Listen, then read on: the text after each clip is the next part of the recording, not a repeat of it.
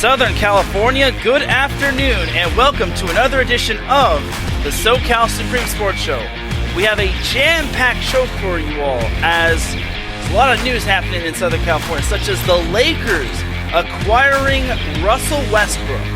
Did they give up too much, or was it just right, as they now brought home their guy who is coming back home to Westwood? Also, the Dodgers have been busy before the trade deadline, as they acquired Max Scherzer and Trey Turner. And they also got Danny Duffy as well. Also, the Padres and Angels have been doing some trades as well, so I'll be getting into that as well. And the Clippers had themselves quite the draft. They got some good prospects. Is it good enough to help them take that next best step?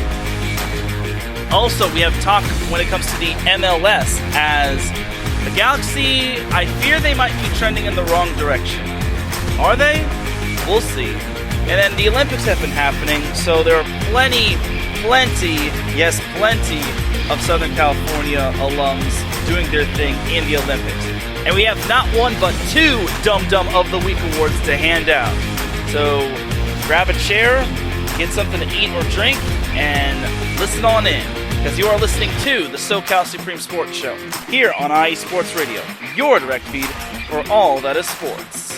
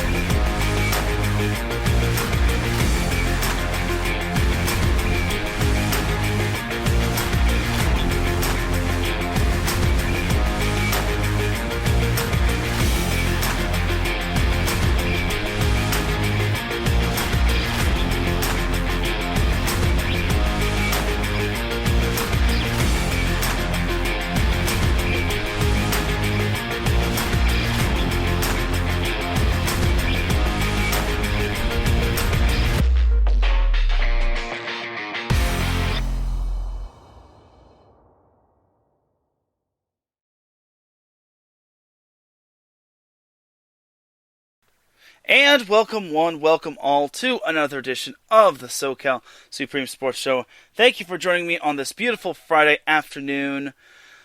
Gonna try to power through this show as fast as possible because actually, believe it or not, I have a live call for USRN. So without any further delay, let's get on into the Southern California sports action. But first, we have a word from our sponsor. And this sponsor comes from the Southern California Warriors, who is the official sponsor of IE Sports Radio. The world of semi-pro sports is unlike any other sports organization. Players pay to play in hopes of so many different outcomes, whether it's playing to get filmed to try out for professional teams, big-time colleges, or just playing to stay in shape, because we all gotta stay in shape.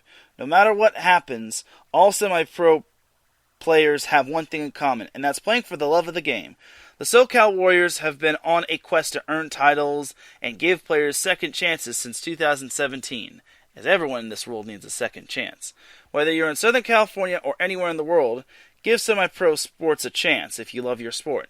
You may get that second chance you have been waiting for as an athlete. You can follow the Southern California Warriors on Twitter at SoCal Warriors, and you can follow them on Instagram at SouthernCalifornia_Warriors, and they are also on Facebook. As long as you type in the word Southern, the word California, and then Warriors in the search bar when you're looking for them on Facebook. So once again, Southern California Warriors is the official sponsor of IE Sports Radio, your direct feed for all that sports, and we thank them for being the official sponsor of IE Sports Radio. So we do appreciate you. So without any further delay, now let's get on into the Southern California news. So let's try to go hit for hit here. So we'll start with the NBA, and we obviously got to address one of the bigger news out there. The Lakers acquiring Russell Westbrook. So, the Lakers traded Kentavious Caldwell-Pope, Kyle Kuzma, Montrezl Harrell, and their number 22 pick of this year's NBA draft for Russell Westbrook. So, my thing for the Lakers is this. I think they gave up just enough. I kind of wish they didn't part ways with the number 22 pick because I think there were some good prospects they could have taken. But most people are saying they gave up too much, and Westbrook is kind of beyond his like skill level or his talent range. And I don't think that's true. I mean, the dude was 31 and he averaged a triple-double last year. He's 32 right now, so he must have been like 31, 32, and he still averaged a triple-double. And it is kind of looking like this could be Russell Westbrook's semi-swan song, but he is coming back home to the Lakers. He grew up in Los Angeles. He played for Lusinger High School, and he also played at UCLA, so it does kind of fit the bill for him perfectly. And here's hoping Russell Westbrook can mesh well with LeBron and Anthony Davis. I just don't like how people are just jumping to conclusions and saying the Lakers lost this trade or this trade is a complete wash. Okay, everyone said that about the Anthony Davis trade. Everyone said the Lakers gave up a haul or a king's ransom for Anthony Davis. Look at what happened. Lakers won the championship. And I don't want to hear this whole bubble thing has an asterisk on it, because what would have happened if maybe the Clippers won, or the Heat won, or the Bucks won, or anyone else won? Why are we just picking on the Lakers here? So for the Lakers, they, in exchange for not having any draft picks this year for like the umpteenth time, they got their guy in Russell Westbrook, and I dig it. I think he's going to prove to be a great key asset for the Lakers.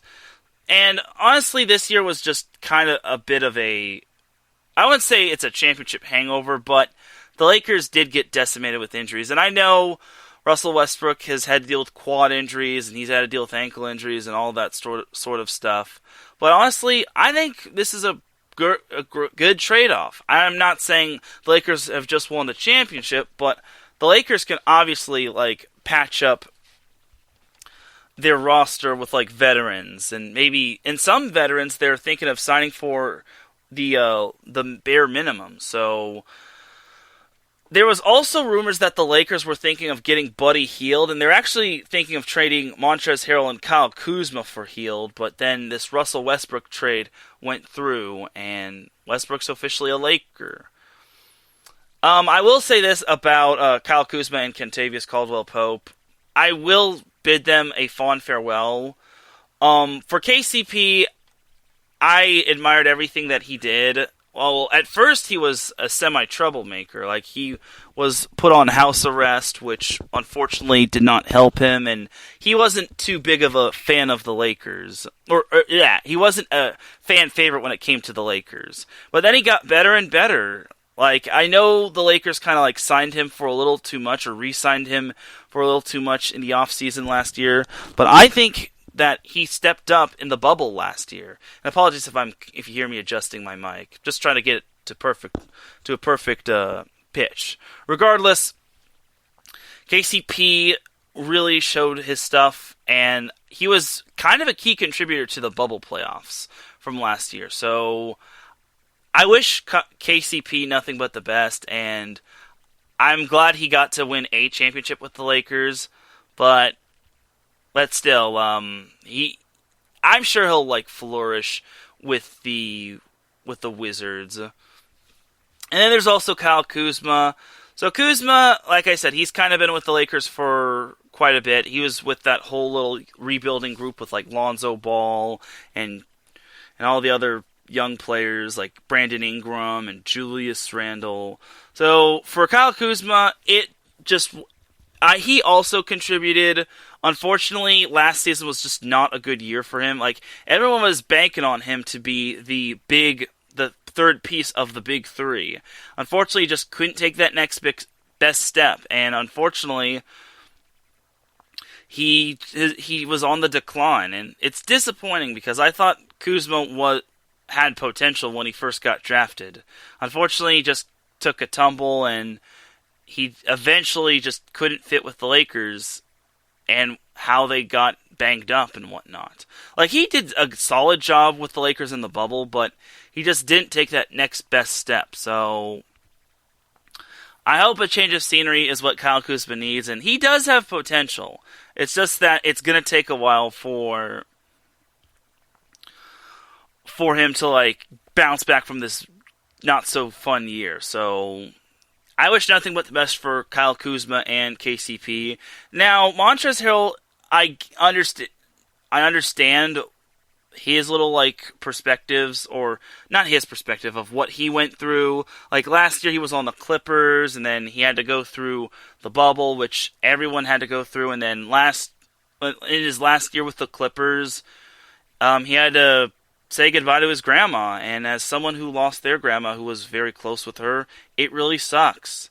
And it was tough for Montrezl Harrell, and there were days where Montrez, before he came, well, like when he came to the Lakers, or back when he was with the Clippers, there were days where Montrezl Harrell just had days where he missed his grandma, and he was very close with her, and I don't blame him, because just like me, I was close with my grandma until she passed, God rest her soul. So I understand what happened with Montrez and how he had trouble with like his emotions, and it also didn't help that Frank Vogel didn't give him his opportunity to like get into the fold of the Lakers like playbook. But he still was a good key contributor, and I wish him the best when he goes over to Washington. I think this will be a good little like change of scenery, and it's a good little change, and he'll get to team up with Bradley Beal, which he actually was thinking of joining the or there were rumors flying out that Bradley Beal was going to go to the Golden State Warriors, and then he opted to stay in with the Wizards, so that was good. So, and then also the Lakers lost their number 22 pick. There was one player who I wish the Lakers would have gotten had they kept that 22 pick, and that would have been Josh Christopher, who played 1 year at Arizona State, and it would have been great had he came to the Lakers. He's also a Southern California product. He played at Mayfair. He won a CIF Southern Section championship with the Monsoons. Unfortunately, he got drafted 2 picks after the number 22 pick by the Houston Rockets. So there's that. And who the Lakers drafted, in case this trade somehow got vetoed to the point where the Lakers could not trade their number 22 pick, was Isaiah Jackson from Kentucky. So that would have been a good pick regardless. But I also would have liked to have seen Josh Christopher with the Lakers, because he actually, one, he worked out with the Lakers, and two, it would have been a great little homecoming for him. And this dude has dynamic. I think Josh Christopher is going to be a problem once he develops. Again, he was chosen by the Houston Rockets, and he's only 6'5", but this dude really is athletic. Like, his wingspan is just off the charts. He is, I want to say he's only 20 or 19. Regardless, this kid has a lot of potential. So, but enough about players that the Lakers should have probably drafted, and maybe the Lakers can maybe try to get him. But who are they going to want to pick? Who are they going to want to part with, and who are the Lakers going to want to get along with Josh Christopher? I don't know. So, while the Lakers did not have any draft picks, they did sign, I think they signed 3 undrafted free agents, and they're all going to be on the Lakers summer squad roster, and I want to say it's only 3. They probably signed more, but I haven't heard news of it. So, the Lakers signed Joel Ayayi from Gonzaga. Now, this was a good signing, and honestly, I hope he gets his chance with the Lakers. If not, he's going to get sent down to the G League or D League. I think it's the G Leagues now. So for the Lakers, they signed Joel Ayayi. He's a great two-way player, and he really was a great contributor for Gonzaga on their journey to almost winning the NCAA championship. They lost in that championship game to Baylor by quite a significant chunk, but he's a great two-way player, offense and defense, and I really think that this is going to be something special if the Lakers want to go all in with him.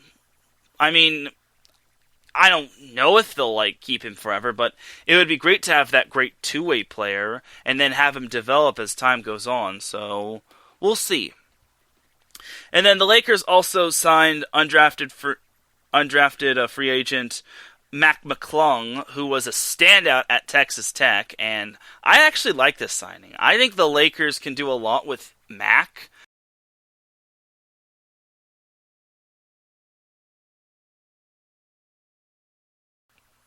Sorry about that. I accidentally muted my mic. What the heck? Anyway, so I don't know if that part got cut out, but the Lakers signed Mac McClung, and I like this signing just because he is a sharpshooter, and he was a beast at Texas Tech. So I hope he gets his chance with the Lakers, but if he doesn't make the final roster, I wish him the best. So we'll see what happens. And then the Lakers lastly signed Chaundi Brown, who is from Michigan, as he was, believe it or not, this guy was actually ranked number 60 when it came to the ESPN Top 100 Prospects. And that's kind of interesting, as he's 6'5", he's 215 pounds, and apparently he shot 41% from three-point range, if I'm not mistaken, back when he was at Michigan. And apparently he is built for the NBA, and I hope Chaundi Brown is able to develop for the Lakers. If he does make that final spot, I hope he is able to fit in that offensive scheme. If he is, then awesome, but again, he's going to have to beat out some other players. I mean, Talen Horton-Tucker was kind of a long shot to make the final roster, and he was able to make it, so we'll have to see what happens. So, as we say hello to BS3 Radio, aka Ben Suttereth III, thank you for tuning in, my brother. I appreciate you. So all in all for the Lakers, while they didn't get any draft picks, I am happy on how they approached things. Whether they keep those undrafted free agents or not, I'm happy with how they got Westbrook. I would have also liked for them to have gotten a few other players like Luka Garza, Eugene Orumarui, McKinley Wright, or Oscar da Silva, but there were three problems with getting those players. 1, Luka Garza got drafted by the Pistons at number 52. 2, McKinley Wright got signed by another team. I think it was the Timberwolves, if I'm not mistaken. And then 3, Eugene Orumarui got signed by the Dallas Mavericks, which is Ben's team. So I don't know what's going to happen with Oscar da Silva, but if they can sign him to the Summer League roster, so be it. By the way, that signing of Chaundi Brown is an Exhibit 10 contract with the Lakers. So it's basically going to be the whole Summer League, and then if he does well, he makes the final roster, but if not, he'll get sent down to the South Bay Lakers, or whatever the name of the Lakers G League team is. Regardless, it is what it is. So I'm happy with what the Lakers did. I just hope it pans out. So now we jump on over to the Clippers, now that we're talking about the NBA draft. So the Clippers actually had 2 picks. The number 21 pick and the number 33 pick, which is cool stuff. So with the number 21 pick, the Clippers selected Keon Johnson from Tennessee. He's only 19. He's a freshman guard, and he's 6'5", 185. I heard about this kid. I think he's going to do great guns with the Clippers. And the thing about the Clippers is they have a canny ability to turn even the most random players into role players and key players, which is really nice. But again, is he going to fit well with Terrence Mann and Pat Beverly and all those other players on the Clippers, especially when Kawhi gets back, which I imagine Kawhi is going to be staying with the Clips. I'd be surprised if Kawhi decided to up and leave and head to the Knicks or anyone else. So we'll see. And then with the number 33 pick, the Clippers drafted Jason Preston, a junior guard out of Ohio. Now, this kid is quite the story. Apparently, he played on his high school team C team, and then he was getting a, he was getting a bachelor's degree in journalism at Ohio, and then he posted his highlights on YouTube, his high school highlights, and then I guess a scout found him, and and then someone from Ohio found him, and then they asked him, hey, do you want to be on our team? And he eventually got to play for Ohio, and he posted an upset against Virginia, which, for those of you that remember, it was a first-round upset where Ohio defeated 4th seed Virginia in the first round, the round of 64. So I really think that this kid can pan out. Again, it's all about if he can make the final cut, which I'm sure he will. Like, the Clippers may have to, make some roster moves. Because the Clippers are kind of like that crazy cat lady that likes to hoard all the great play, likes to hoard all the cats. For the Clippers, they like to have a lot of not so talented players that most people think they are, but they like to find the diamonds in the rough. So I think this guy has a great future ahead of the Clippers. It's all about if he could trust the process with Tyronn Lue. As Ben also says, the Lakers got the big fish. I agree. I agree. I think the Lakers also got the big fish, and I think it was a great reel of the day. Oh, also, I need to make note that the Lakers did get a couple draft picks from the Wizards. They got the second-round picks. I think they got the 2024 second-round pick and the 2028 second-round pick. So I think that worked well for the Lakers on that trade. But back to Jason Preston, I think he has good upside, and I think he'll do great for the Clippers. One last thing before I close the book on the NBA. The Clippers actually got a pick from the Memphis Grizzlies, as they got the draft rights to BJ Boston, as it was, I think this pick was originally from the Pelicans, and then it was traded to the Clippers, as according to NBA.com, it says the Grizzlies pick was BJ Boston, but reportedly traded to Clippers via the Pelicans. So it might have been the Pelicans' original pick, and then it went over to the Grizzlies, who sent it over to the Clippers. So there's that. As we say hello to Amanda in the chat room, I imagine that might be Amanda J from Frozen Takes. But regardless, hello Amanda, thank you for tuning in. So, all in all for the Clippers, I think they had a solid draft. It's not like the $1 million draft, it's not like they got Cade Cunningham or anything like that, but I think it's a legit draft. I think they kind of got better, and for the Clippers, it's all about finding that diamond in the rough. Like, they find potential in, almost everybody. And it goes to, having a great supporting cast around everybody and a good head coach. Tyronn Lue isn't, I won't say he's a great coach, but he does have a championship ring. He did win one with LeBron and the Cavs. I think he has potential, and I think the Clippers are on the rise. They already exceeded and the thing about the Clippers is that they exceeded expectations. They finally exceeded the expectations everyone had been throwing at them. Or they kind of met the expectations. Everyone was saying the Clippers are going to are probably going to win it all. They didn't meet those expectations, but they finally, for the first time in forever, got out of the second round, which that speaks to high volumes of how far they've gotten in their tenure with Tyronn Lue and a few others. So, all in all, Clippers have a lot to be happy about, as well as their fellow Clipper fans.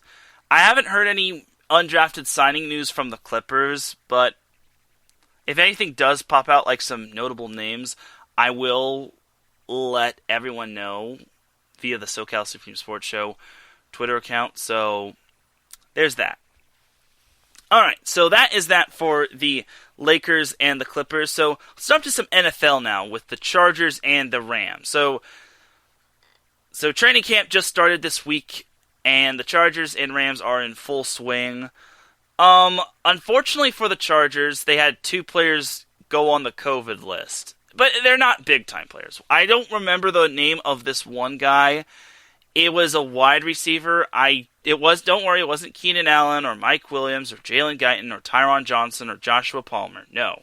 It was just some random person I didn't even remember. It's like, it's so not worthy. It's like, I don't even know the name of this guy. So it's no big deal. Their second player that did go on the COVID list was kind of a big deal, was Justin Jackson, the running back 2 for the Chargers.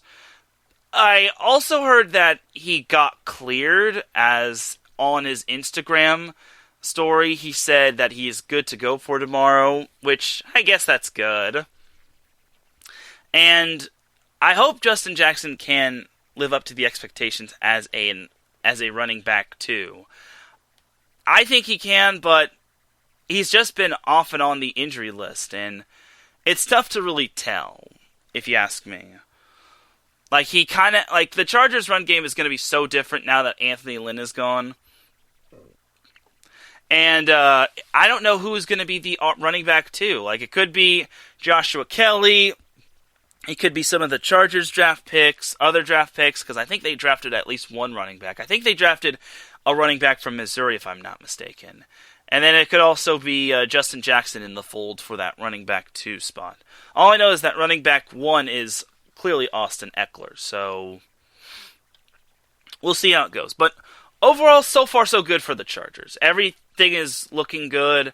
There's no one hurt. Knock on wood, hopefully that could stay that way and it doesn't happen like it did last year. So it looks like everyone on the Chargers is happy with Brandon Staley's system.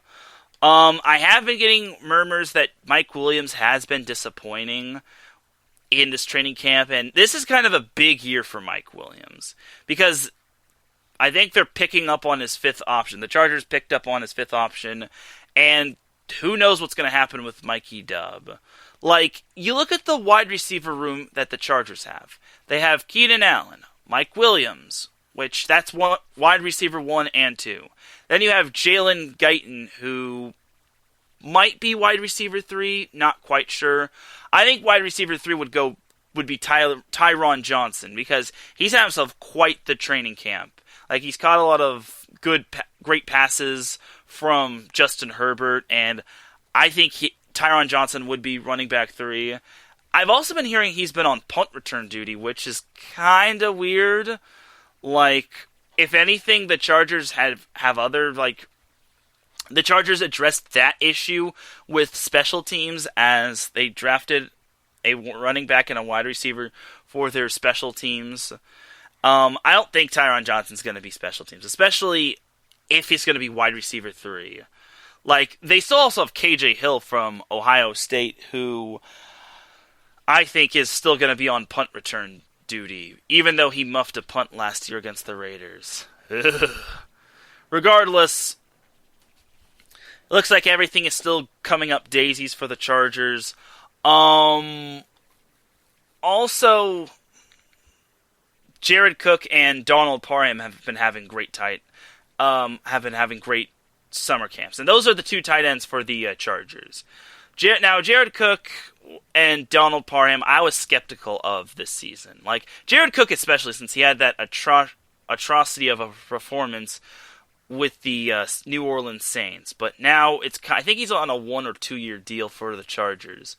So, he doesn't have too much pressure on him. But, again, the Chargers probably have the worst tight end room with Donald Parham, Jared Cook, and Trey McKitty. Again, this is kind of where having Tommy Tremble would have been great. I think the Chargers, with that, I think it was their 61st pick, should have drafted Tommy Tremble, because he was right in their lap, and Tommy Tremble's a fantastic tight end coming out of Notre Dame, but apparently the Chargers were against it.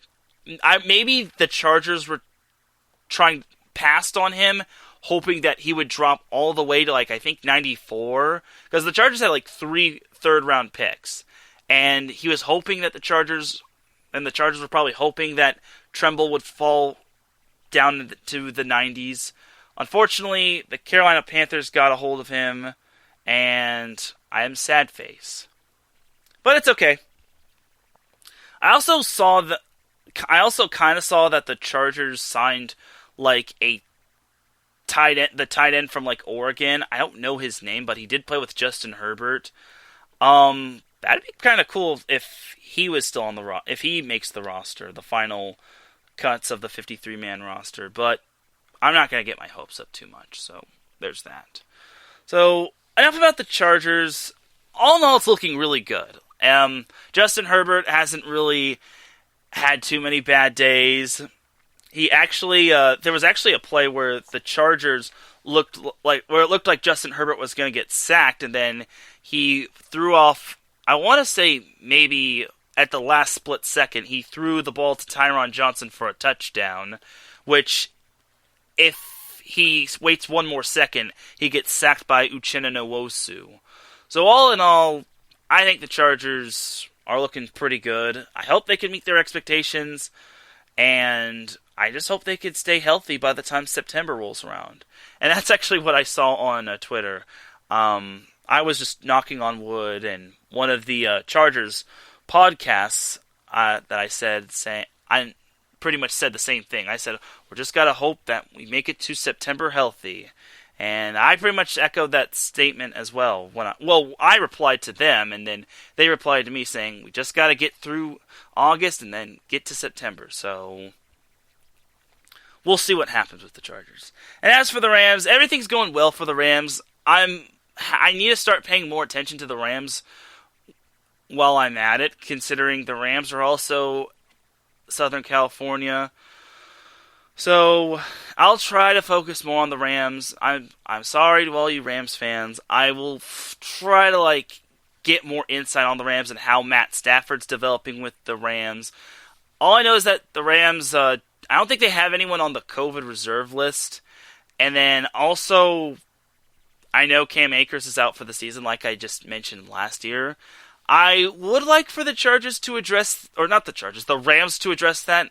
Like, whether it's making a trade to, get Sony Michel, whether it's, signing a running back, maybe.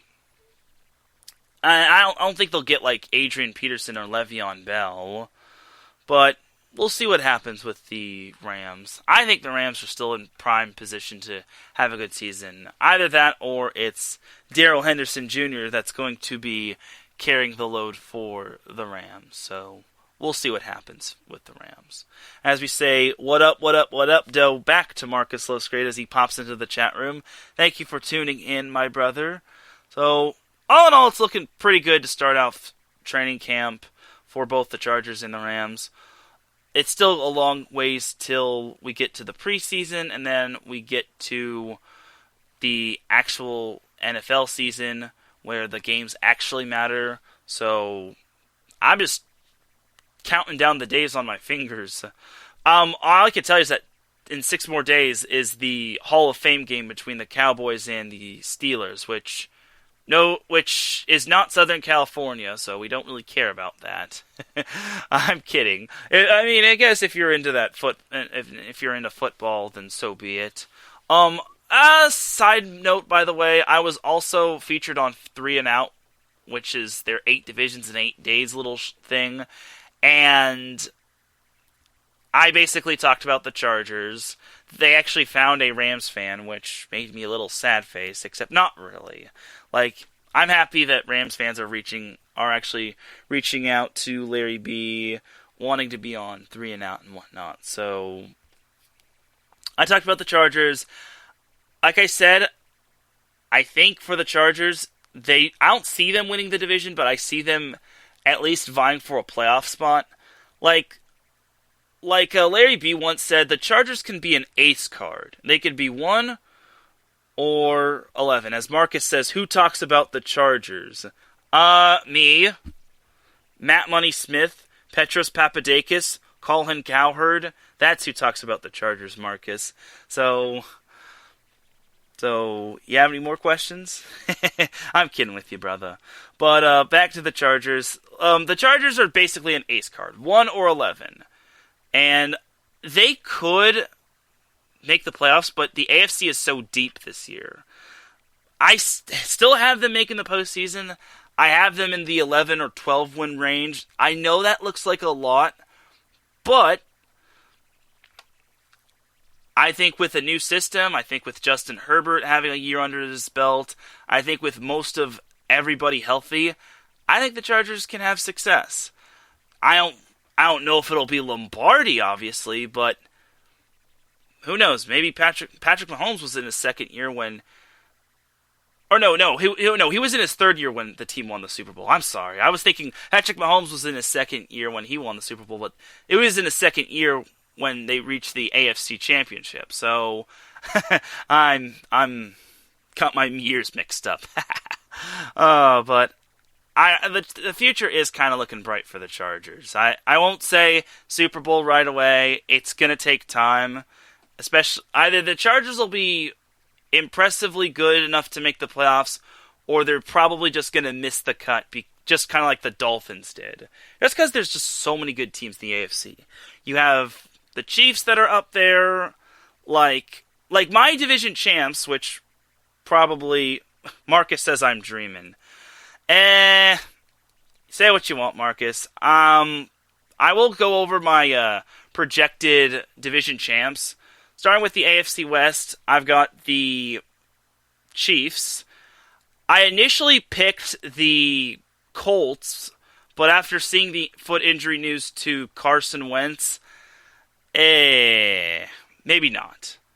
So I'm still gonna go with the Colts. I can't change my pick now. That'd be a sin to go back on your pick.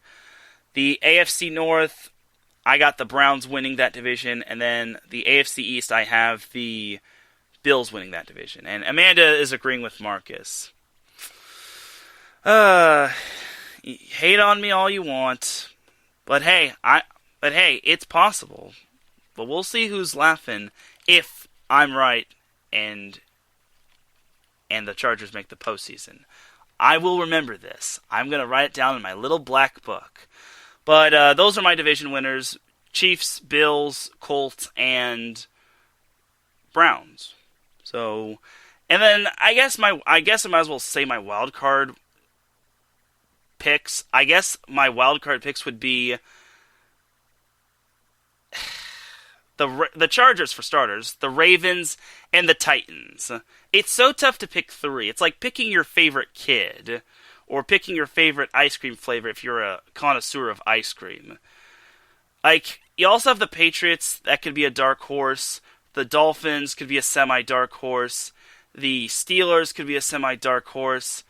And there's just lots of gobs of talent in the AFC. There's even the up-and-coming teams like the Jets, who I think is like the most on-paper team ever. So, we'll see.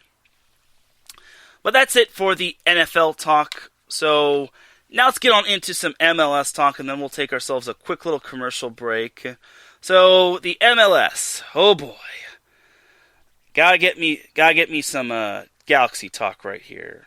Alright, so heading on over to the MLS as we look at the Galaxy's last game. So, the Galaxy, looking at the current table right now, the Galaxy are still in third place, which is a miracle, as they have 25 points, which is good. That's the good news. The bad news is, in their last game, they lost to last place Dallas 4-0. Now, I know the Galaxy are kind of beaten up. I will give them the benefit of the doubt, but for the second time in 3 weeks, they lost to a team that they should have probably easily beaten. And it's like, how are you going to lose? Because a couple weeks ago, they lost to Vancouver. They lost 2-1 after they led 1-0.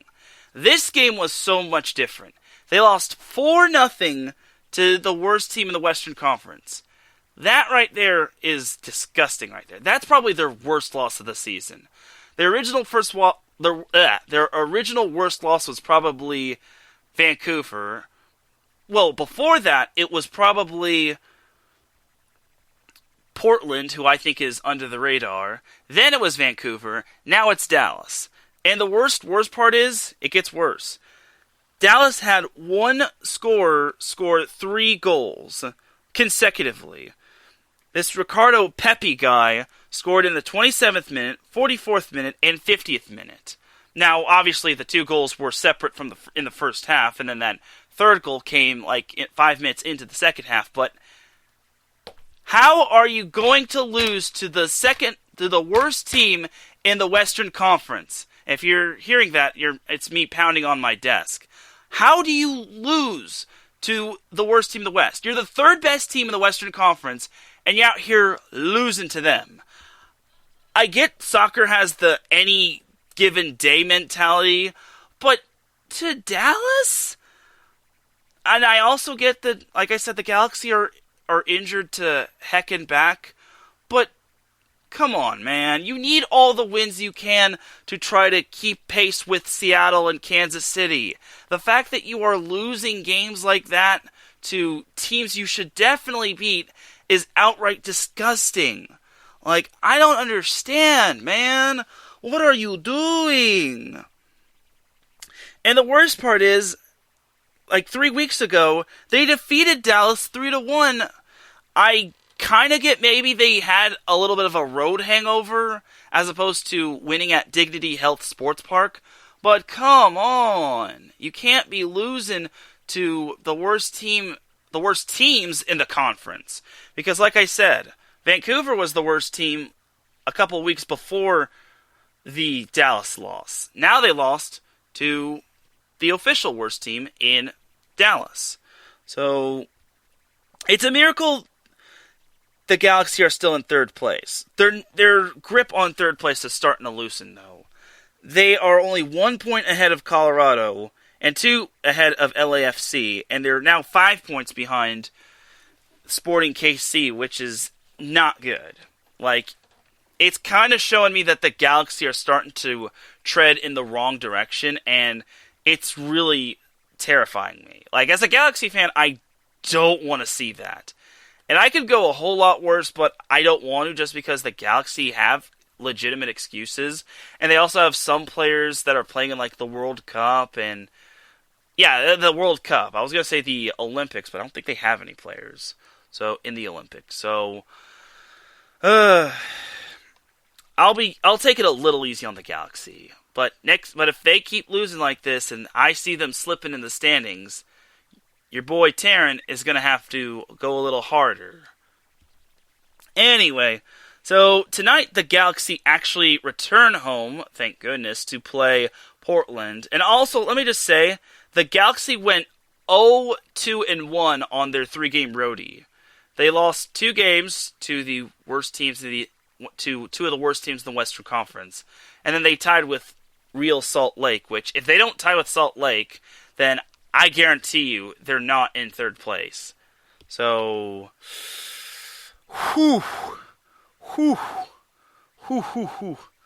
So, hard in the paint.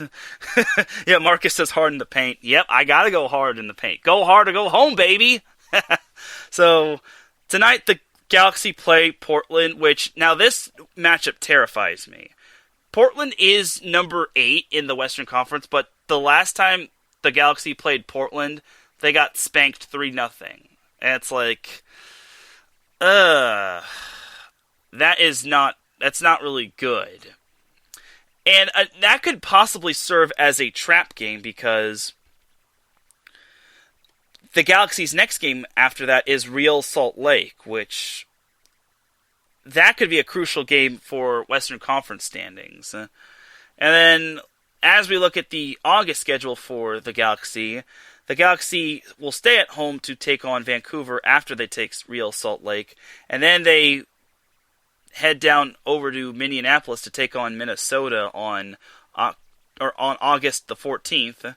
Then they have a Tuesday game against Colorado, so it's a quick turnaround. And that is a huge game. Like, that Colorado game against the Rapids, they got to win that one, because Colorado is gaining on them ASAP. And then they also have their rivalry game against San Jose, and then they close out the month of August against LAFC. Speaking of LAFC, that's actually a perfect segue to get into LAFC on how they're doing. So, LAFC, in their past, I wouldn't say like past week or so, from now all the way back to last Friday, they had 2 ties this past week, as on Wednesday they tied with Minnesota 2-2, which I think they were down. Oh, no, LAFC was actually up. They were up 1-0 at halftime. Minnesota scored to tie the game at 1-1 in the 49th minute.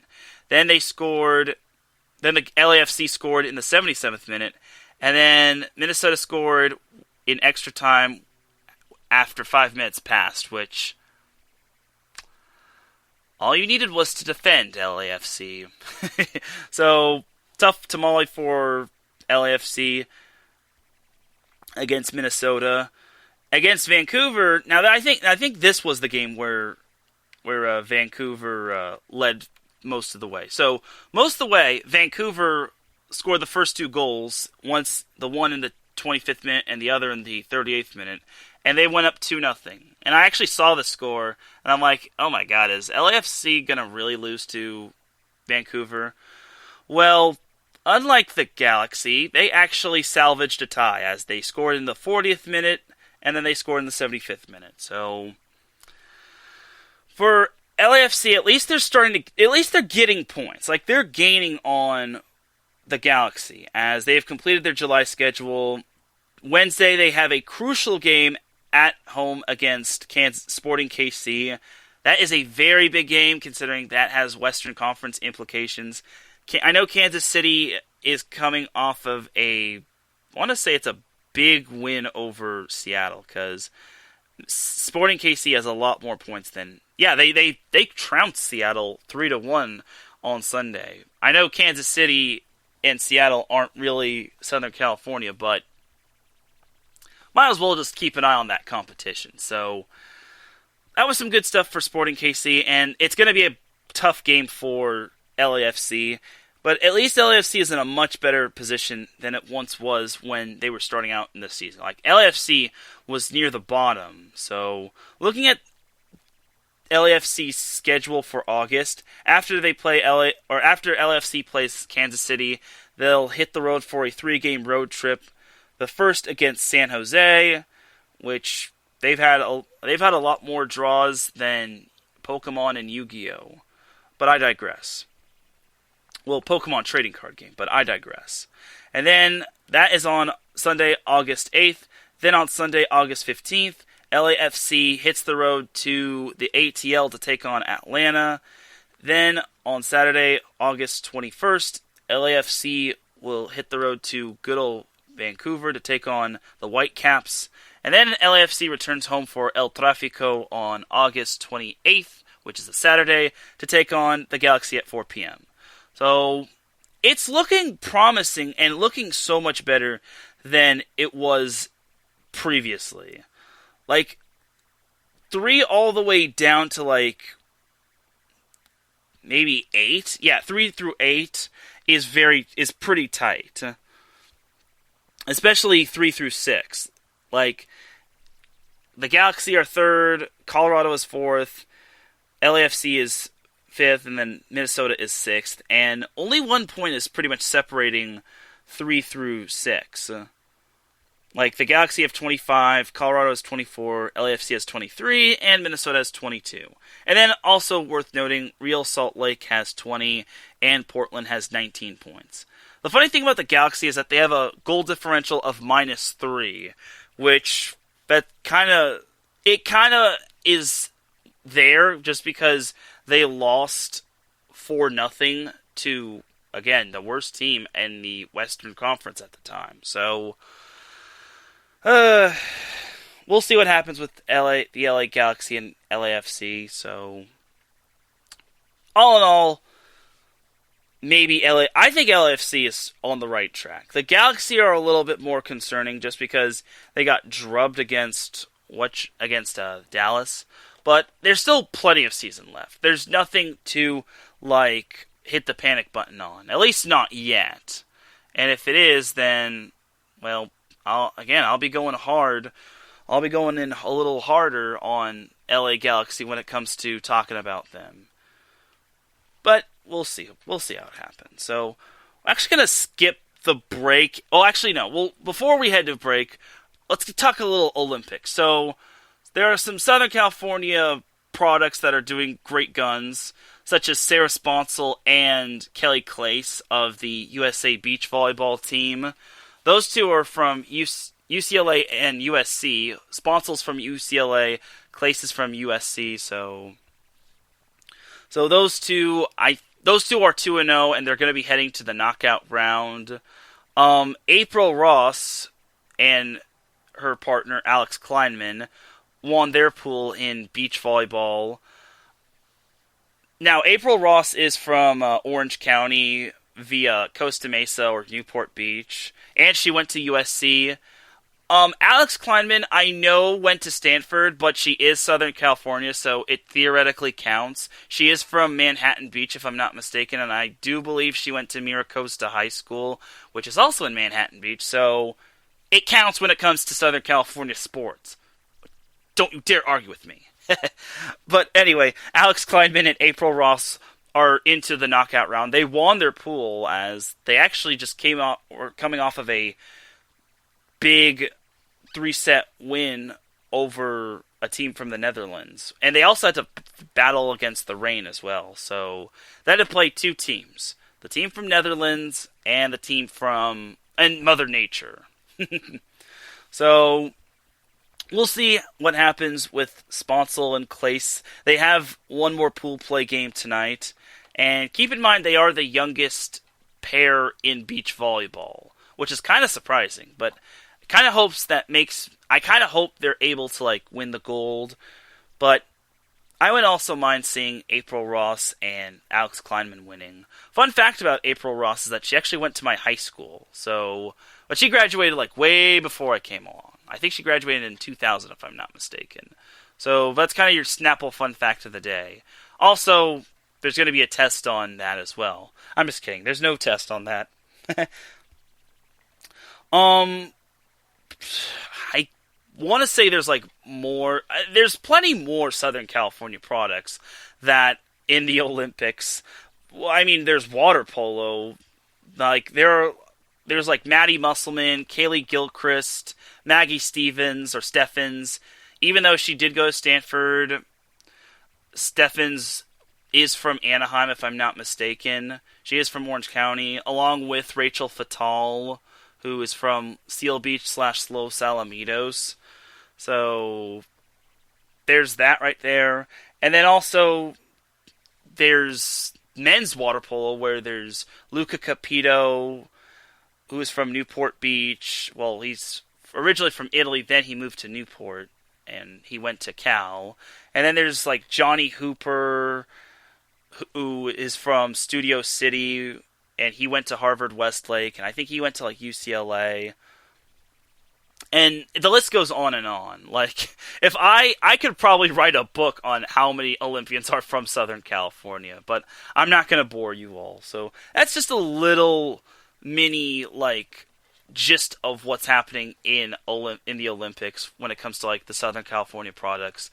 And then one more thing, then we'll head to break, is that I'd like to give congratulations to Evan Mobley of USC men's basketball, as he got drafted 3rd overall in the NBA draft. And that is the highest any USC men's basketball player has been drafted.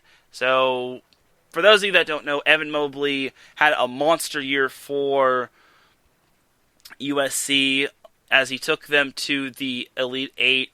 Unfortunately, they lost to the eventual finalist in Gonzaga.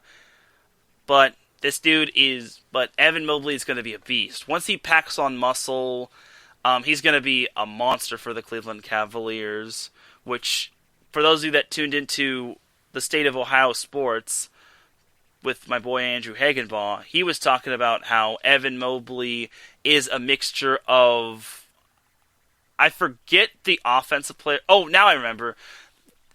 Someone said that Evan Mobley was a mixture of Chris Bosh offensively and Anthony Davis defensively, which is kind of a good compliment. Like, before Bosh had those heart issues, he was a beast for the Toronto Raptors and the Miami Heat.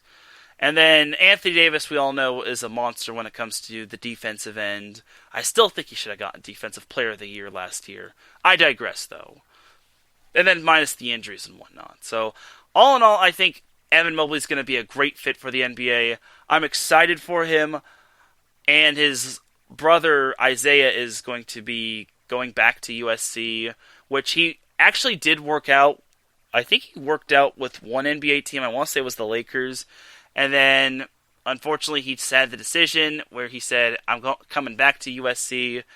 And that's cool stuff. So, we'll see how it goes for USC going forward and then whatnot. So, but I wanted to get that out of the way. That's because it is special for USC men's hoops. They're not considered a big basketball school, but this is a huge deal just because Evan Mobley was kind of their second coming. Oh, maybe that's a little too, far. I think he's just been their once-in-a-lifetime player. So, good job, Evan Mobley.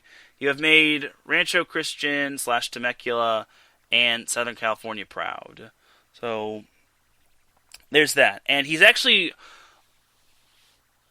the second player to be drafted in a major sports league, as they also had I think it was Demetric Felton that got drafted by the Cleveland Browns. So, don't sleep on Temecula, everybody. But on that note, we're actually going to take ourselves a quick little commercial break. When we come back, we'll have a lot of MLB to discuss. Hopefully I can get it done in a timely fashion. And then we have not one, but 2 Dum Dum of the Week awards to give out. You're not going to want to miss it. So you're listening to the SoCal Supreme Sports Show here on IE Sports Radio, your direct feed for all that is sports. We'll be right back after this.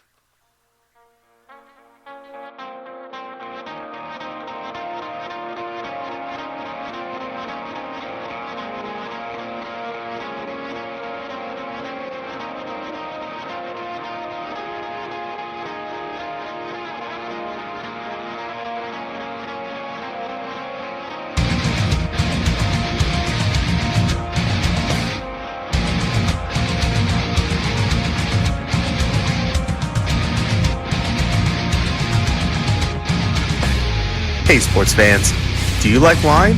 Well, we've got the show for you. This is Let's Wine About Sports, a show where we talk about wine and sports simultaneously. From the classic Cabernet Sauvignon all the way down to the grapes that you've never even heard of before. Oh yeah, we cover it all. And we'll talk about a little bit of sports as well.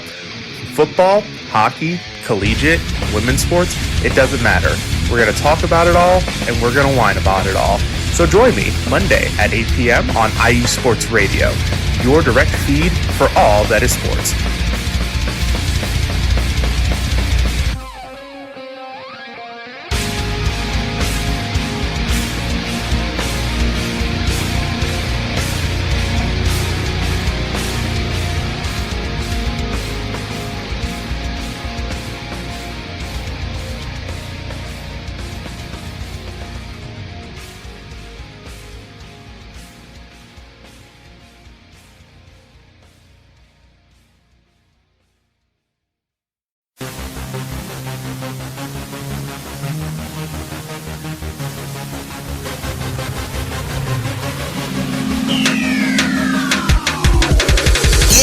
Everybody, this is Teran Rodriguez. Are you a fan of volleyball? Are you a fan of Thunder Spikes? Then I have the show for you, Set Point, where I cover NCAA men's and women's volleyball, high school boys and girls volleyball, beach volleyball, and even professional volleyball. Catch the action every week here on IE Sports Radio, your direct feed for all that is sports.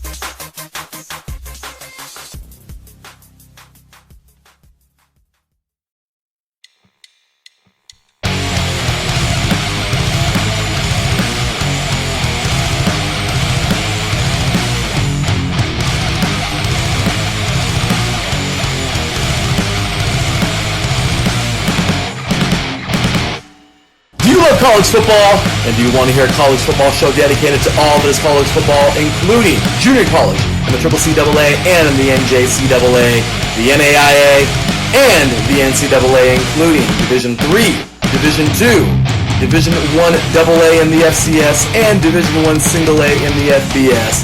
Well then look no further. Join myself, Larry B., and my colleagues, Mr. H-Town Blake Henley, and Mr. Christian Espinoza, each week during the college football season for the latest in college football on 3 and Out College Edition, right here on IE Sports Radio, your direct feed for all that is sports.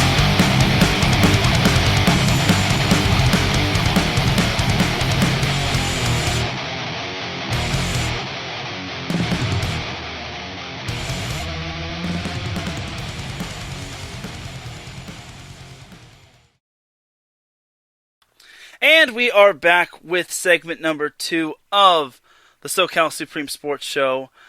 Thank you all once again for tuning in, and we are underway with segment number 2. You can catch all those amazing shows here on IE Sports Radio, whether it's on Spreaker, Apple Podcasts, Google Podcasts, Stitcher, Deezer, iHeartRadio, Spotify, YouTube, and the list goes on and on. And most of those shows that you just mentioned are on said streaming platforms. And one more thing to note is that 3 and Out College Edition with myself and Larry B. Or I'm sorry, Larry B and myself. My apologies. It's mainly his show. But 3 and Out with Larry B and myself will be returning this upcoming Wednesday. So if you're looking for some college football talk, whether it's from the NCAA Division I FCS, NCAA Division I FBS, or 3C2A Junior College, that's basically your spot to try to find some college football talk. So just a little shameless plug right there. So now let's get back into the Southern California sports talk. Let's jump into a little baseball. So there's been a lot of baseball happening when it comes to the trade deadline. Before I get into that, I actually do want to congratulate Mike Scioscia, the former head coach of the Los Angeles Angels of Anaheim, and Team USA's baseball Olympic team on getting their first win. They won 8-1. I kind of forgot who they beat today, but good for Mike Scioscia. I'm glad he's coaching because he was a part of that. He was the head coach of the Angels' lone World Series back in 2002. So good job, Mike Scioscia. Okay, it's not that special. Like, come on now. Anyway, now let's jump to some MLB talk. So, the trade deadline was today, and basically the Angels, Dodgers, and Padres had to do everything they could to try to bolster their lineup. So we'll start with the obvious elephant in the room in the Dodgers. The Dodgers were busy. For starters, they got Danny Duffy from the Kansas City Royals, who is a pitcher, which that's cool. I think they traded prospects for him, if I'm not mistaken. So those prospects are off to the Royals, while Danny Duffy is off to the Dodgers. But the big acquisition for the Dodgers was getting Max Scherzer and Trey Turner for a plethora of prospect picks. So basically, the Dodgers are gearing up for the biggest second half of their life. And believe it or not, the Dodgers trail their division at the trade deadline for only the second time in 9 years, which is quite surprising. As we all know, the Giants are still in first place, and they have the number 1 record in the MLB. Ugh. But the Dodgers are preparing for the worst. I did also hear that the Giants, which I know the Giants aren't really they're not Southern California, but they acquired Chris Bryant, and he'll be on they acquired Chris Bryant from the Chicago Cubs, as the Chicago Cubs are definitely blowing it up, and I feel for the Chicago Cubs fans, but I digress. So the Dodgers really cleaned out when it came to, they really bought when it came to the trade deadline. They got a good pitcher, 2 good pitchers, I want to say Duffy is injured, though. I've been hearing Duffy has been injured, and I think Scherzer is on the COVID list where he won't be able to return, or he won't be able to play for the Dodgers until maybe next week. So that's kind of a thing right there. They also got Trey Turner as... No, not Trey Turner from the former Charger. Trey Turner from the Washington Nationals. So he was also part of that little deal with Max Scherzer, and that's an extra bat for the Dodgers, considering they have a few guys dinged up, such as Bellinger, and then they also have Mookie Betts, who's a little dinged up at the moment. And then Corey Seager just came back from the 60-day IL, so that's promising for the Dodgers. And I really think the Dodgers have what it takes to maybe make one final push for the NL West crown. But they're kind of going to need to start winning their more crucial games, as they can't afford to keep dropping crucial game after crucial game. As this past week, they lost... they lost 2 out of 3 to the Giants most recently. They lost Game 1 by a score of 2-1. It was a disappointing end because I want to say the Dodgers led. It was actually quite the pitcher's duel, and then the Dodgers struck first blood as they led 1-0 in the top of the 5th inning, and then the Giants, unfortunately, to their dismay, came back as the Giants scored in the bottom of the 6th inning, and they scored a run in the bottom of the 8th inning. And it's sad because the Dodgers have talent on their team, and the fact they only mustered up 1 run and 6 hits is kind of disappointing. They bounced back nicely on Wednesday as they beat the Giants 8-0. They actually won on Walker Buehler's birthday. And again, I understand the Dodgers are a little short-handed because they have a few guys missing due to injuries like Kershaw. But Walker Buehler did step up, and like I said, it was his birthday, and he was able to pitch a very impressive game. He got the win as he moves to 11-1, and he's just had a great outing against the Giants. Like, he has done amazing for the Dodgers against the the San Francisco Giants. In the game against the Giants, he only allowed 3 hits and he pitched 7 innings, and he got 8 strikeouts. So good for the Dodgers and Walker Buehler. And then yesterday, the Dodgers lost 5-0 to the Giants, which that was just the epitome of absolutely disgusting, as the bats were very quiet. They only mustered up 4 hits, which is mind-boggling. So the Dodgers, like I said, they have some work to do on on last Friday, they had a 3-game series against the Colorado Rockies. They lost the first game to the Rockies 9-6 in 10 innings, which that game was very disappointing.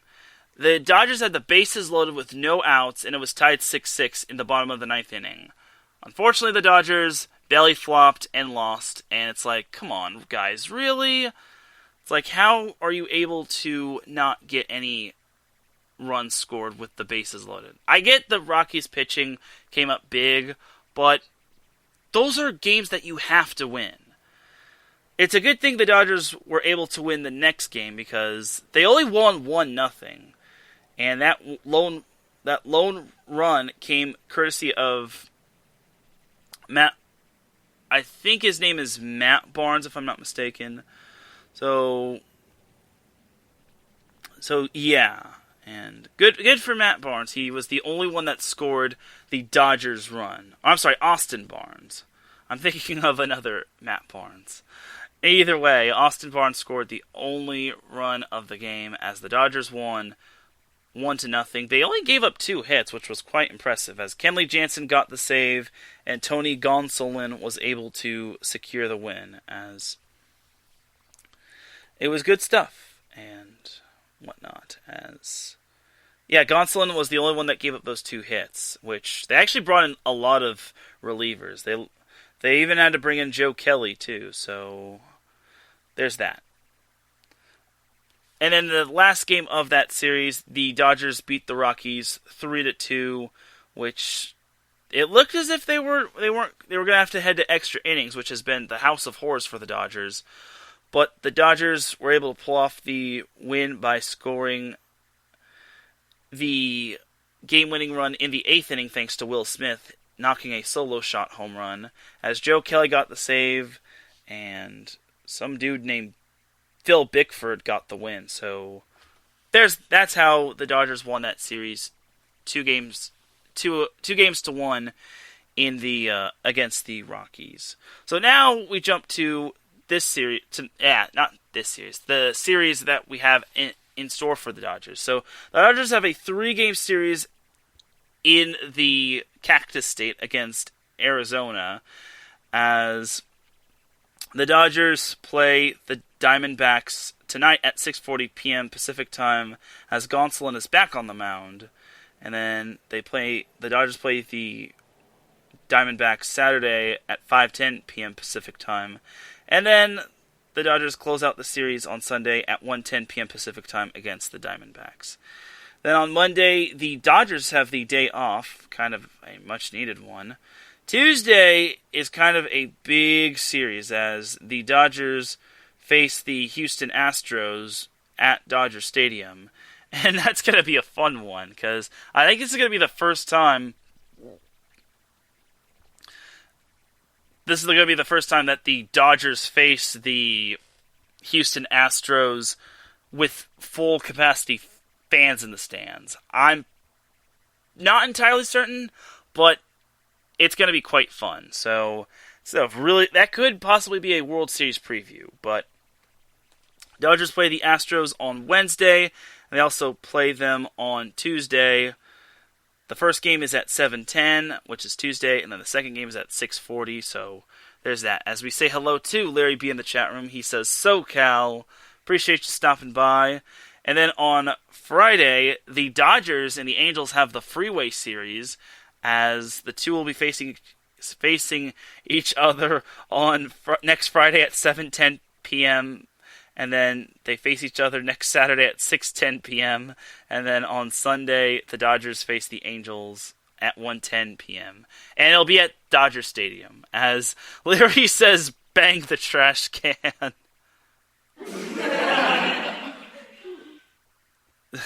Good one, man. That bang the trash can. I can see that happening. So currently the Dodgers are 2 games back of the, or are they 3? I think they're 3 games back, actually. 3 games back of the San Francisco Giants in the NL West, which is 3 games back, which is not good. And then another team right behind the Dodgers' coattails is the Padres, which is perfect segue to get into, as the Padres acquired Adam Frazier from the Pirates. They acquired Daniel Hudson from the Nationals. They also acquired Jake Marisnick from the Chicago Cubbies, as it's been that way for the Chicago Cubs. I want to say they acquired someone else that was like big time, as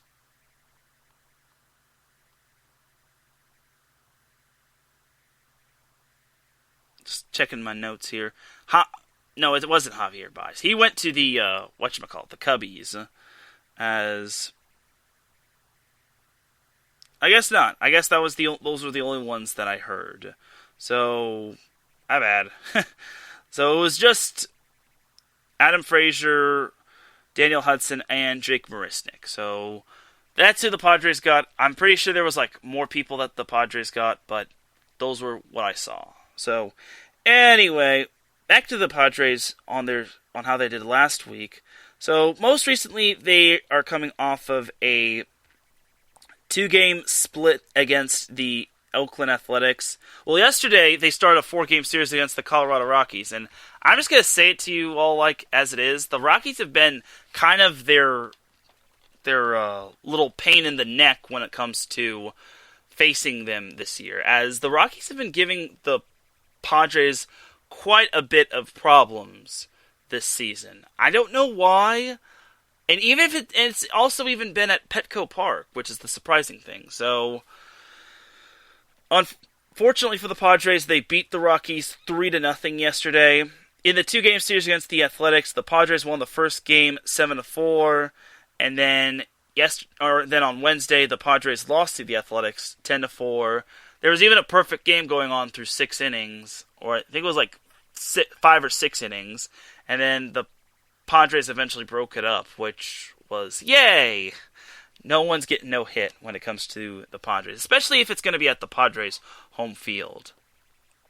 Last Thursday through Sunday, the Padres split a 4-game series against the Marlins. Last Thursday, the Padres beat the Marlins 3-2. Then last Friday, the Padres beat the Marlins 5-2.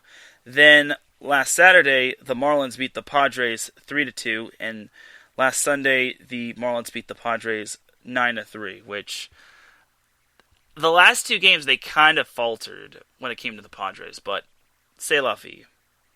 So tonight, the Padres continue their 4-game series against the Rockies.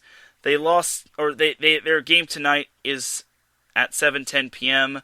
The Padres won the first game against the Rockies 3-0, and then on Saturday, the Padres faced the Rockies at 5:40. Well, tonight, the Padres and the Rockies face each other at 7:10. And then on Sunday, the Padres take on the Rockies at 1:10 p.m. Then the Padres have a little day off on Monday, and then they have a 2-game set again. This time it's against the Oakland Athletics, and this time it's going to be at Oakland. First game is slated for 6:40, while the second game is slated for 12:37. Then next Friday, Saturday, and Sunday, the Padres have the Arizona Diamondbacks as they welcome them to Petco Park, as the first game is at 7:10, second game is at 5:40, and then the third game is at 1:10. So that's that for the Padres. They're only 2.5 games back of the Dodgers, which they're gaining some ground on them, surprisingly. And if the Dodgers aren't careful, the Padres could overtake them for that first wild card spot. So why is that crucial, you ask? Because that wild card game will be played at the home team site. So there's that. And then we have the Angels. So the Angels didn't make too many big-time moves, as they traded Tony Watson back to the Giants, as he originally started his career with the Giants, as they traded Tony Watson for Ivan Armstrong, Jose Marte, and Sam Selman, who I presume are prospect pitchers. So there's that right there for the Angels. And they also traded Andrew Heaney to the Yankees for cash considerations. Oh, and cash considerations to the Yankees for Jansen Junk and Elvis Peguero. So I'm kind of happy the Angels got rid of Heaney, just because he has been quite atrocious for the Angels. At least the Angels are kind of addressing their pitching problems.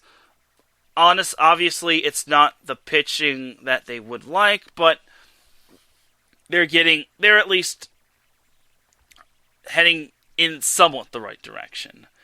And that's a big somewhat, honestly. As currently, the Angels are 51-51. At least they're 500. I'll give them that. But still, it's not looking too pretty. As the Angels started a 4-game series against the Oakland A's, which we all kind of know how that went. But before that series started, they had a 3-game series against the Colorado Rockies, which started last Monday. The Angels defeated the Rockies 6-2. And then on Tuesday, the Angels fell drastically to the Rockies 12-3. The only highlight was Shohei Ohtani knocking in a 2-run homer, which made everyone smile, but ugh. And then on Wednesday, the Angels won the series against the Rockies 8-7, which is kind of good. And there was also some bantering on the Angels and Rockies series, as I guess one Rockies fan or baseball reporter or Rockies baseball reporter said that he prefers the mountain with the waterfall at Colorado's stadium, as opposed to the Angels' like Disney knockoff with the big old rock and whatnot, and the semi-fake waterfall.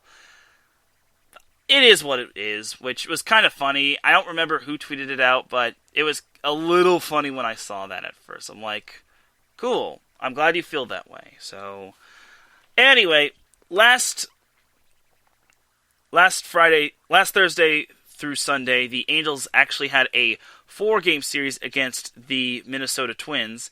They won the first game 3-2, which was last Thursday.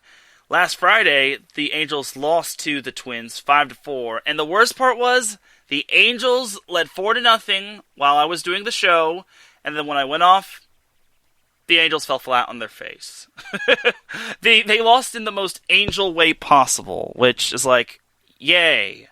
The good news is for the Angels, they won 2-1. I only wish they had gotten a no-hitter, as Patrick Sandoval almost had a no-hitter. Patrick Sandoval is actually a Southern California product. He went to Mission Viejo High School, and he almost got the no-hitter. Unfortunately, Madden decided to take him out because, unfortunately, he kind of got unraveled. I understand the reasoning, though, just because you don't want one of your starting pitchers to blow their arm out. Fortunately for the Angels, they were able to hang on because the Twins were starting to make their comeback in the bottom of the 9th inning. And thank goodness Sandoval got that win. He had 13 strikeouts, and he pitched 8 2/3 innings, which was very nice.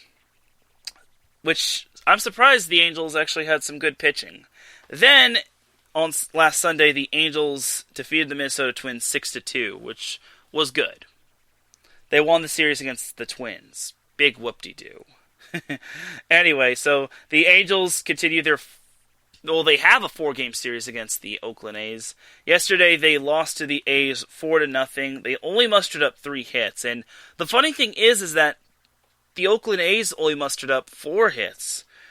And most of the damage came in the first inning, where it was kind of just a coming out party, as Elvis Andrus also added to that 3-0 lead and whatnot. So, again, it was kind of disappointing that the Angels had to lose. I think the Angels are 3-10, if I'm not mistaken, against the Oakland A's this year. That's how bad it is against the A's. But I digress. So, the Angels continue their 3-game series against the Oakland A's, starting tonight at 6:38 against the A's. That's actually in a little bit, so there's that.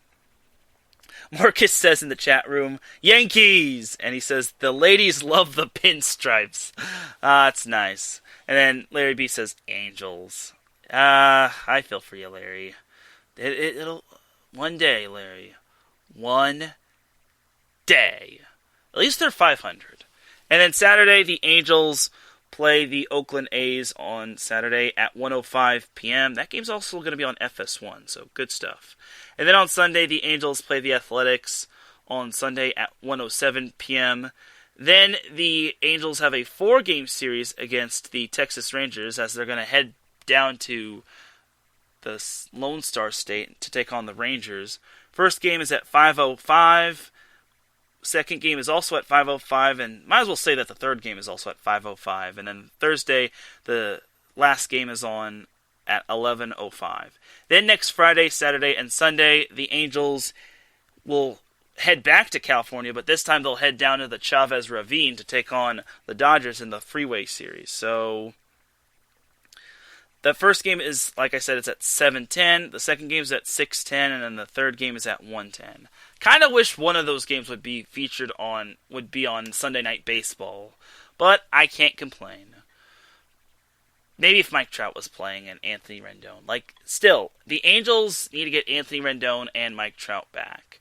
If they ever want to have any shot of making the postseason with that little glimmer of hope, they need to get Mike Trout back as soon as they can. I know Anthony Rendon had a setback, which is going to push him back a lot further, but we still have no whereabouts of Mike Trout, so I'm just hoping he gets back as soon as possible. So that's that for baseball talk, and that's not going to quite do it for today's show. We still have the Dum Dum of the Week award. And the Dum Dum of the Week award was just basically something I just recently added to my show. It can go to anyone, whether it's me, whether it's my dog, except I don't have a dog. It could go to anyone that does something in the category of Dum Dum. And I have two Dum Dum of the Week awards. So the first one is kind of a serious topic. It goes to... Now, the internet is a place where everyone wants to go and have fun, and everyone likes to voice their opinion, especially on Twitter. What I witnessed, what was it? I think it was Wednesday or something. Regardless, this happened at the Olympics, where Simone Biles, bless her heart, was doing the big time championship, was in the Olympics, and she was doing a big time event. Unfortunately, she had to withdraw. At first it was because of an injury, but then eventually we found out that it was just a mental health reason, and mental health is key because everyone has a lot going on in their mind. And honestly, one of my friends said it best, who's a reporter, that athletes are human too, and the pressure, I guess, was just too much for her. And she had the weight of the entire United States on her back. And I totally understand where she was coming from. She had to withdraw just because the pressure was too much for her. And everyone has to go through pressure. And sometimes people just crumble. And I'm one of those people that sometimes crumble under pressure. Not just in, athletics, but in other things. Everyone goes through just a pressurizing moment in their life, and I totally understand that. What I don't understand is why people decide to take it out and, ridicule her. I don't understand. Why would people go to their trouble to, go on the internet and say derogatory things, saying that she quit on the country, she literally... the moment was too big for her, all those negative things. It's put yourself in her shoes, or leotard. I'd like to see you try and go on a balance beam, or just do a few backflips, or any of those things. Honestly, it's ridiculous. I am so sorry, but all those internet trolls right there, who literally were just saying stupid things, making the situation worse, and God bless Simone Biles, just making things worse for Simone Biles. And I hope to God she did not have to read any of those comments. I pray. And if she did, then bless her eyes. And Larry said it best. People, with an eye-rolling emoji. Facts. People are so dumb. I can't stand it. It really is frustrating. And it's I would never in my right mind do that. Never. Ever. And the people did that is just so heartbreaking. Heartbreaking for Simone Biles. Because Simone has been also through other things. I don't mean to get political, and there is something in the description saying these are the thoughts and opinions of Teran Rodriguez and not of IE Sports Radio or any other second or third party organizations. So Simone Biles has been through a lot. The gender equality movement, the Black Lives Matter movement, all that stuff. And the fact that she's getting put down by more people just because of something mental is just very disappointing. And mental health is no joke, everybody. Remember when Marshawn Lynch said, take care of y'all chickens, take care of y'all mentals, take care of y'all bodies? That second part, he said, take care of y'all mentals. He said it best. Take care of y'all mentals, because once you retire... You'll still have all those things left. But I guess people really don't want to listen to what Marshawn Lynch and all these other athletes say, because athletes are human too. They're not your form of entertainment. So for all you trolls out there, and I'm gonna just borrow this little statement from Marcus, the nerve of those people for putting Simone Biles down and saying all those negative things when it came to Simone Biles having to withdraw. You are this week's Dum Dum of the Week award. So dumb. You are really dumb. For real.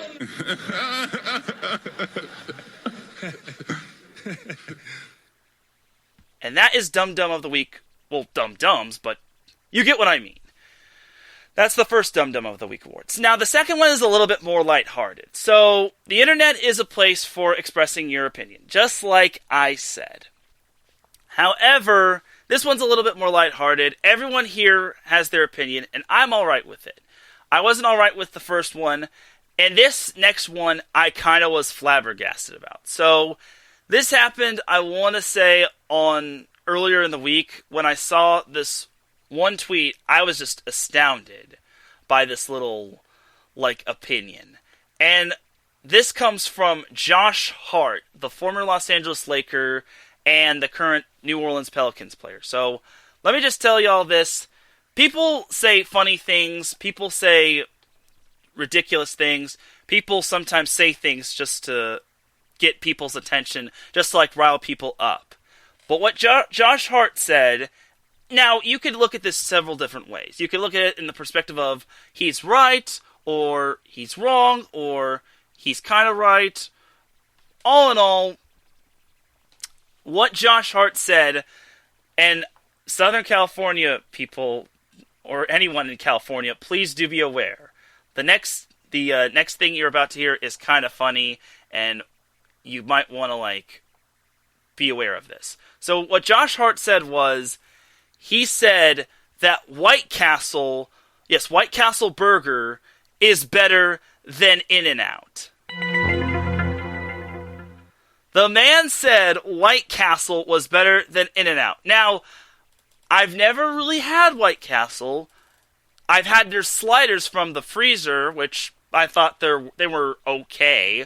But he said White Castle is better than In-N-Out. And this sparked quite the firestorm. This man literally said, Larry B says no. I presume no, as in, he's not right. Larry says we have an issue. It gets worse. This sparked a firestorm when it came to, Josh Hart's fans. Primarily with the former Laker fans. And, well, with the current Laker fans. And then, Alex Caruso, the funny thing is, he actually said... that Whataburger, he's commented Whataburger, and then eventually Josh Hart said that Whataburger was the worst burger. And I'm like, rest in peace Whataburger fans. And then everyone was so taken in with that tweet. He was just getting loads of comments, loads of quote tweets. He even got the attention of the Lakers play-by-play announcer, or play-by-play commentator. He said, number one, I'm a huge fan of yours. And then he said, number two, you have never been more wrong in your life. And it's like, yeah. And then there was the Lakers sideline reporter who said, he said, I don't know about that one, but he did agree about the Whataburger comment. But, dude, you can't just say things like that. White Castle. Now, I don't know. I haven't really had a full White Castle meal, but I'm pretty sure In-N-Out is better than White Castle. I want to see the comparison of White Castle restaurants compared to In-N-Out restaurants, and maybe Whataburger. But I'm just saying, man, In-N-Out is pretty good. There's even In-N-Outs in Colorado. I don't even know if there's any White Castles in California. I'm not entirely sure. But that little comment right there, Larry B says, we have an issue, I'm calling the police. Oh my goodness. It's like, you can't say things like that. That's the forbidden sentence. I know people have their differences in life. I know people have an opinion, but you can't just say things like In-N-Out is inferior to White Castle. It's like, that is one way to spark a firestorm. It's almost like one time where I saw that someone said Taco Bell was better than taco trucks. It's like, fast food is better than processed from actual good food, handmade food. The internet, ladies and gentlemen, and Josh Hart unfortunately said that statement of White Castle is better than In-N-Out. So, Mr. Josh Hart, for what you said about In-N-Out, one of the one of the greatest restaurants, fast food chains I've ever seen. Yeah, Larry B. Someone, I don't remember. It wasn't Josh Hart, though. It was someone I saw on Twitter, and I'm like, are we kidding me? Taco Bell is... I really saw that, and I will find the tweet, and I will send it to you. So, but for you, Mr. Josh Hart, who said White Castle is better than In-N-Out, you are the second Dum Dum of the Week award. And I kind of have to make up for last week, just because last week was kind of a prototype. But you, Josh Hart, are the second Dum Dum of the Week. You are so dumb. You are really dumb. For real.